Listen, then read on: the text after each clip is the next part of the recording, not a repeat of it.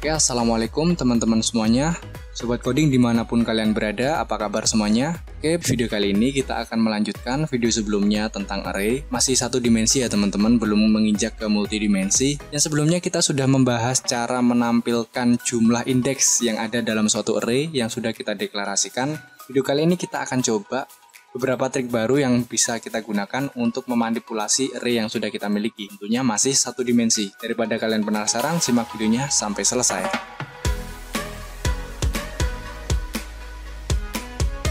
Ya, untuk sebelumnya kita udah bahas seperti ini ya teman-teman. Kita sudah menampilkan yang tampilan seperti ini. Kita bisa memberikan beberapa value di dalam suatu array. Terus di dalamnya juga sudah ada banyak sekali indeks ya di sini. Indeksnya sudah sampai 7. Terus kita tampilkan menggunakan perulangan di sini sehingga kita nggak perlu menggunakan cout banyak-banyak. Nah, ini kan untuk value yang ada di dalam array, di dalam indeksnya ini sudah ada value kan. Kita sudah memberikan di deklarasinya. Sekarang kita akan lanjutkan bagaimana nih caranya biar kita bisa menginputkan value di dalam array itu sesuai dengan keinginan kita. Tentunya menggunakan inputan keyboard ya teman-teman. Oke, di sini saya hapus isinya ini ya. Oke. Value-nya juga saya hapus. Nah, seperti ini. Kita save dulu. Jadi kita nggak buat file baru ya, kita lanjutkan video sebelumnya. Jadi tetap di file dengan nama array1dim. Nah, sebenarnya kalau kita ingin memberikan suatu inputan dalam sebuah array, itu kita perlu mendeklarasikan array dan jumlah indeks yang bisa kita isikan, teman-teman. Jadi deklarasinya kita nggak kosongan seperti ini. Kemarin kita kosongan karena apa? Ya karena array-nya ini kita deklarasikan value-nya. Ya sekarang kita deklarasikan kapasitasnya dan value-nya kita tambahkan kayak gitu ya. Perbedaannya dengan video sebelumnya, kalau sebelumnya kita mendeklarasikan value-nya, lalu kita hitung value-nya itu berapa indeks sih dalam array itu. Kalau sekarang kita sudah tahu kapasitasnya, tapi value-nya itu masih kosong kayak gitu ya. Jadi otomatis di dalam variabel dengan nama angka ini, dia kan array. Kita harus mendeklarasikan jumlah indeks yang kita inginkan.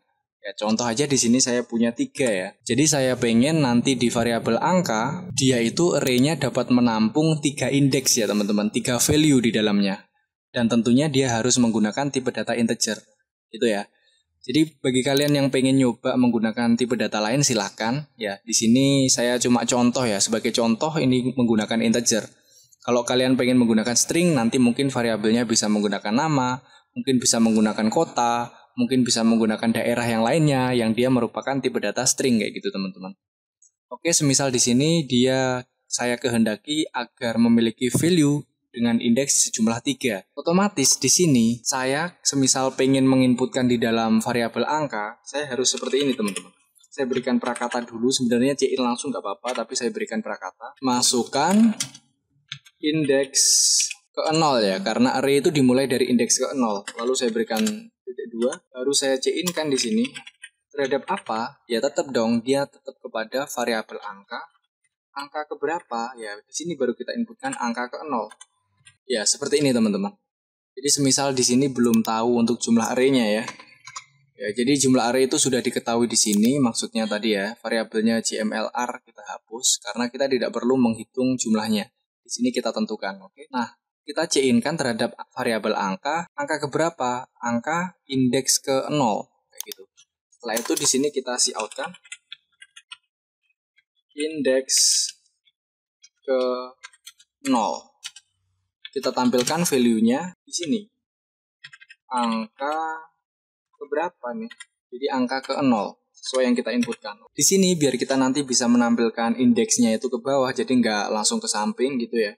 Jadi antar indeks itu kita pisahkan dengan menggunakan n-line. Kalau sudah kita coba ya, kita cek di sini, kita compile and run. Jadi di sini kita akan menginputkan dulu nih, jadi value yang akan kita simpan di dalam indeksnya. Masukkan indeks 0 ya. Jadi kita masukkan angka yaitu misal 89. Di sini akan ditampilkan indeks ke 0 adalah 89. Gitu ya. Dari 3 isi yang kita berikan kapasitasnya di dalam variabel angka, itu kita sudah menggunakan 1 indeks teman-teman. Jadi masih ada 2 indeks lagi yang kosong bisa kita isi gitu ya. Nah, tetapi kalau ini ternyata kita menggunakan array dan kita menginputkan satu-satu seperti ini, kita cout kayak gini kan banyak ya jadinya. Kita cout terus kita ubah di sini indeks ke 1, ya. Terus ini kita ubah ke 1. Terus di sini kita ubah indeksnya, kita ubah jadi indeks 1 ya, variabel ke 1. Ya ini kan jadinya banyak ya teman-teman ya. Jadi kita bisa menyingkat sebenarnya untuk langkah ini. Daripada kita memberikan indeks-indeks seperti ini, kita bisa memanfaatkan perulangan nih teman-teman. Jadi daripada kita mengulang-ulang proses yang sama, kan ini intinya sama ya. Kita intinya itu menampilkan dan mengisi variabelnya, indeksnya itu kita isi value berapa, lalu kita tampilkan sesuai dengan urutannya. Kalau kayak gini kan kita sebenarnya bisa nih. Jadi indeksnya 3, isinya jadi indeks 0, indeks 1, indeks 2. Indeks ke 0 semisal saya tampilkan di sini, saya isi ya. Semisal value-nya 78. Terus indeks pertama saya isikan 56. Terus selanjutnya 90. Di sini akan ditampilkan indeks ke 0 adalah 78, indeks ke 1 56, terus indeks kedua dia adalah 90. Tapi di sini kurang efektif karena apa? Kita harus memberikan si OC-in ini sebanyak-banyaknya, sebanyak indeks yang kita miliki. Ini kalau 3 aja sudah seperti ini. Kalau nanti saya di sini punya indeks sebanyak 80, maka saya akan membuat si outan sebanyak 80. Kan tidak ya teman-teman? Jadi kita bisa memanfaatkan untuk menghitung jumlah atau kapasitas array yang kita inputkan di sini, ya. Itu lalu kita nanti akan melooping ya, kita tetap menggunakan looping ya. Makanya di awal saya bilang kalau looping itu penting teman-teman. Jadi di sini kita bisa melakukan looping dan menentukan dulu nih. Jadi kita deteksi kalau angka ini kapasitas yang kita tentukan berapa. Kita tetap menggunakan cara sebelumnya. Kita berikan tipe data integer untuk JMLR. JMLR itu langsung saja kita inisialkan bahwa dia itu adalah size ya, masih ingat ya, size of apa? Size of dari angka. Ya, lalu dia dibagi dengan apa? Size of bintang angka. Kayak gini ya. Benar nggak tulisannya? Betul ya? Oke, titik koma. Jadi di sini saya outkan dulu untuk memastikan bahwa variabel JMLR itu sudah memiliki value sesuai dengan indeks yang kita buat di dalam array angka ya teman-teman. Kita save, kita compile and run. Di sini kan kita isikan 8. Apakah JMLR ini juga bernilai 8? Sudah ya, benar ya? Di sini dia sudah memiliki nilai 8 teman-teman. Jadi untuk variabel JMLR kita sudah bisa menggunakan nih. Caranya gimana? Ya gini teman-teman. Tinggal kita buat di sini perulangan. Perulangan terhadap apa ya? Terhadap ini dong. Kita buat variabelnya dulu untuk ngulang ya. A-nya itu adalah kurang dari variabel JMLR ya. Yaitu A-nya kita incrementkan. Ketika perulangan apa yang akan kita lakukan? Yang pertama adalah cout.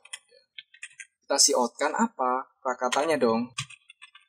Masukkan nilai indeks ke, baru kita berikan di sini ke berapa ya. Nah ini enaknya teman-teman, karena tadi kita menginputkan indeks ke 1, 2, yaitu adalah perulangan teman-teman, karena dia diinkrementkan setiap angkanya dari 0 ke 1, 1 ke 2, 2 ke 3 dan seterusnya.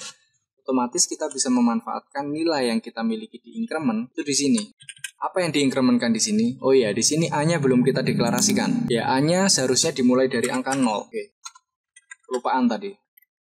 Nah, di sini A-nya kita berikan di dalam indeks. Oke, A-nya kita ketik di sini. Setelah itu baru kita berikan titik 2-nya di sini, koma. Lalu di bawahnya kita sein-kan terhadap variabel apa? Variabel angka ke berapa indeksnya? Ke A, karena A-nya itu nanti yang akan di looping. Awalnya dari indeks ke 0 sampai indeksnya melebihi batas atau sampai kurang dari batas yang kita tentukan di dalam sini. Oke, kalau sudah kita cek dulu di sini, compile and run. Ini kita belum menampilkan ya, kita cukup mengisikan dulu value di dalam array. Ya, ini apa kok 8 di sini? Oh iya, tadi di sini kita masih menampilkan ya JMLR-nya. Ini kita hapus saja ya teman-teman untuk JMLR.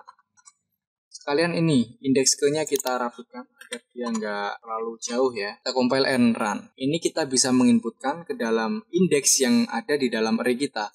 Misal seperti ini. Indeks ke 0 saya isikan 78. Indeks ke 1 88. Saya isikan 90. 56 77 86 56. Sekali lagi terakhir 67. Di sini kita sudah bisa mengisikan value ke dalam indeks yang sudah kita miliki atau array ya teman-teman. Nah, tetapi di sini kita belum menampilkan nih. Jadi di sini kita bisa menampilkannya dengan cara seperti ini. Kita outkan dulu untuk pembatas ya. Oke, kita inline di sini. Setelah itu di bawahnya saya tuliskan seperti ini. Saya tuliskan prakata yaitu nilai yang tersimpan. Nilai yang tersimpan ini di sampingnya saya inline. Oke, Oke, kalau sudah di sini saya kopaskan untuk copy paste ya. Ini untuk pembatasnya biar kita nggak mengira-ngira lagi untuk jumlahnya. Nah, baru di bawah kita berikan untuk outputan ya. Outputnya kita juga menggunakan perulangan. Karena beberapa indeks yang kita berikan tadi biar kita nggak menampilkan satu-satu ya. Bukan indeks ke 0, ke 1 gitu nggak. Kita tinggal buat di sini untuk variabel baru. Misal B ya, biar nggak sama kayak yang atas. Dimulai dari 0. B itu kurang dari CMLR, lalu B-nya diinkremenkan. Baru di sini kita cout kan. Apa yang di cout? Indeks ke berapa nih? Baru kita berikan di sini variabel B ya. Karena perulangannya kita menggunakan variabel B yang kita inkremenkan sesuai dengan kondisi yang kita tentukan. Kalau sudah B-nya, terus kita inline di sini. Oh, bukan inline. Kita berikan untuk titik 2. Baru value-nya ya. Value-nya adalah angka ke berapa? Ya ke B dong, karena yang kita inkremenkan adalah B. Baru di sini inline. Oke, kalau sudah cukup seperti ini teman-teman. Kita save lalu kita compile and run. Di sini jangan 8 ya. Kita berikan 5 aja biar nggak capek kita ngisinya. Contohnya 5. Ya oke, di sini masukkan nilai indeks ke 0. Kita masukkan 78, 89, 98 ya. 66, 77. Terakhir 45. Oke, nilai yang tersimpan indeks ke 0 adalah 78, 98, 66, 77, 45. Oke, sudah sesuai ya teman-teman. Jadi antara outputan yang kita tampilkan dengan nilai atau value yang kita inputkan itu sudah sinkron. Ya, tapi di sini saya pengen bahas satu hal lagi teman-teman di array satu dimensi ini. Ya, jadi di sini kan kita untuk jumlah atau isi ya atau jumlah indeksnya lah. Jumlah indeksnya kita kan ditentukan di sini. Kita sebenarnya bisa menentukan jumlah indeks yang kita kehendaki menggunakan inputan juga teman-teman. Gimana caranya ya? Tinggal kita berikan di sini untuk caranya seperti ini. Kita tambahkan untuk variabel di atasnya ya. Jadi di sini kita nggak perlu CMLR ya. CMLR boleh sih, cuma CMLR-nya kita buat seperti ini. Jumlah R-nya kita buat sebagai variabel kosong. Dan di sini untuk variabel angkanya, untuk jumlah indeksnya kita ubah menjadi CMLR. Oke. Value dari CMLR itu kita inputkan menggunakan inputan keyboard teman-teman. Jadi di sini kita cout-kan jumlah indeks. Oke. Kita titik 2 lalu di sini kita cin-kan terhadap variabel CMLR ya. Jadi nanti untuk CMLR-nya dia adalah inputan keyboard ya. Jadi dia sudah memiliki value jumlahnya berapa, baru kita berikan deklarasi terhadap integer angka yang dia merupakan array teman-teman. Oke, kayak gini ya. Kalau sudah kita save, kita compile and run. Jadi di sini kita array-nya itu fleksibel. Jumlahnya itu sesuai dengan keinginan kita. Semisal jumlah indeksnya saya butuh 3. Ya. Indeks ke 0-nya saya masukkan 34. Indeks ke 1 semisal 12. Indeks kedua adalah 56. Kita punya 3 indeks ya teman-teman. Dari indeks 0, 1, dan 2. Dan isinya dia disimpan di dalam array lalu ditampilkan di bawah sini. Oke. Semisal kita compile and run lagi. Di sini saya ubah untuk jumlah indeksnya semisal yang agak banyak lah. Oke, terakhir ya. Kita berikan 10 semisal. 10 indeks. 89 ya nomornya acak aja ya.